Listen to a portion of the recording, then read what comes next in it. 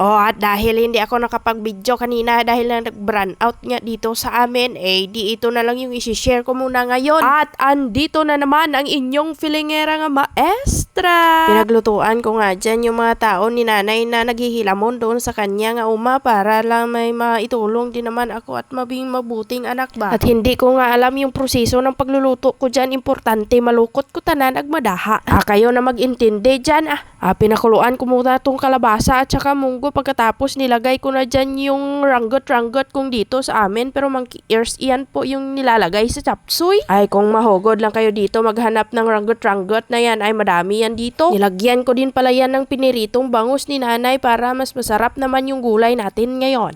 Mukhang makakain din naman tong niluto ko kaya hayaan nyo na Manami mabla.